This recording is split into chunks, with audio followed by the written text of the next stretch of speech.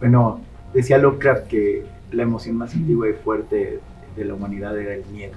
Y en ese sentido, pues, ustedes son especialistas de alguna manera en alguna rama del miedo, ¿no? Tú el true crime, tú estás pues como en el terror un poco más paranormal, exacto, podría ser, digamos, actual, y tú pues en el folk horror, que si bien es algo que viene de tiempo atrás, ahorita está teniendo pues cierto renacimiento gracias a varias películas y temas, ¿no?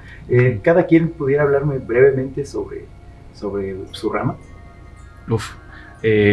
Pues en la paranormal creo que hay donde están las historias que más conocemos, tal vez, las que se han compartido desde nuestros abuelos, desde nuestras abuelas, las historias que se cuentan a veces en familia y los niños dejan de jugar y se acercan para escuchar las historias de las tías. Entonces creo que es una de las que yo más disfruto, por lo menos, y es de las que vienen más ligada a la película que me tocó hablar, que es El Exorcista. Entonces a mí me encantó mi tema y cómo se mezcla con lo que hago todos los días.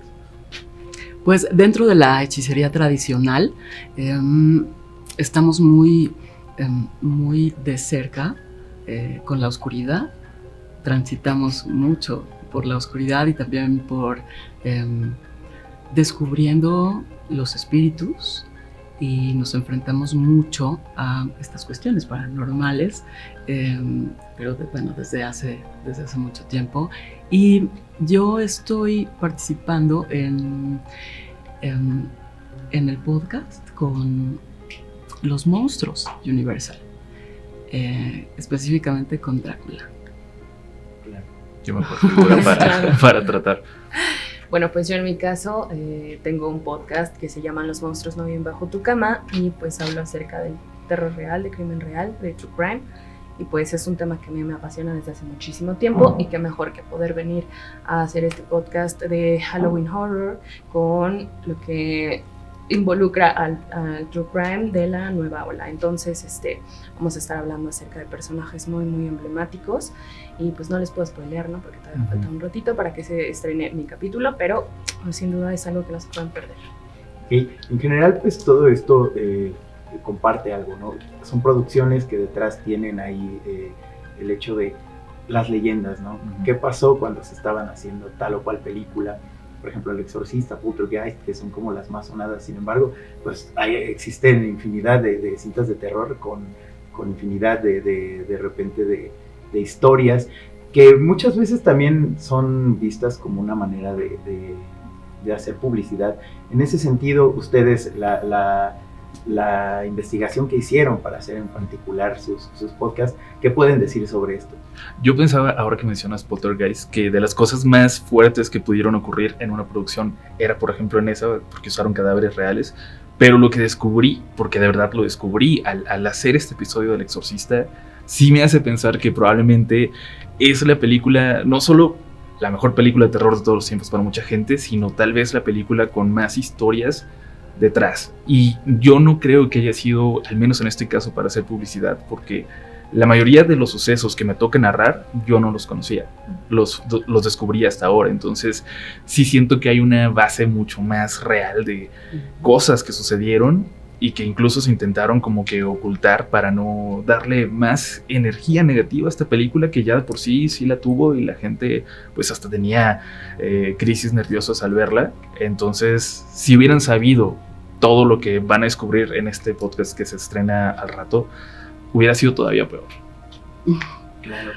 Es muy interesante el descubrir desde esta perspectiva que voy a narrar de los vampiros, cómo dentro de todas las tradiciones del mundo ha habido vampiros energéticos. Entonces, pues he estado investigando mucho de cómo es que un vampiro energético se convierte después en un vampiro real, y tiene mucho sentido con todo lo que nos narra este podcast de Halloween Horror. Respecto a los personajes que cometen crímenes, claro que lleva un poco este tema de la publicidad, porque al final de cuentas pues sabemos que ese tipo de historias venden, ¿no? Pero justamente en lo personal a mí no me gusta llamarles como tal monstruos, aunque estamos enfocándonos en este tema del terror y el horror, pero más que nada es recordar que al final de cuentas son seres humanos que vivieron una vida que los llevaron a cometer crímenes atroces, terribles y que no se le desean a nadie dentro de la sociedad, pero que al final de cuentas siguen siendo seres humanos, ¿no? Y siguen, yo creo que para mí son los más terroríficos, porque al final de cuentas los podemos encontrar en cualquier lugar, ¿no? Puede estar en tu misma familia o puede estar fuera. Entonces, creo que eso es lo más impactante para mí del terror real.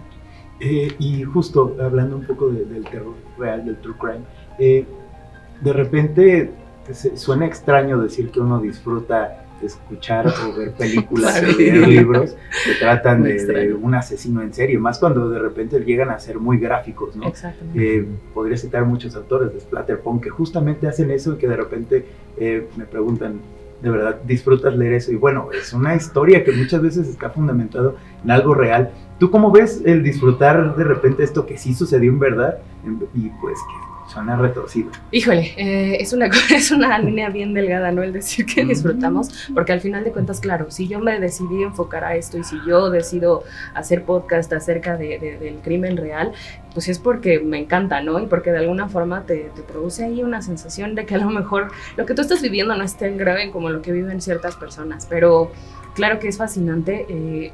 Te lo voy a hablar desde mi perspectiva de la psicología de todas estas personas, o a lo mejor la mente, o qué es lo que pasaba en la vida de los personajes.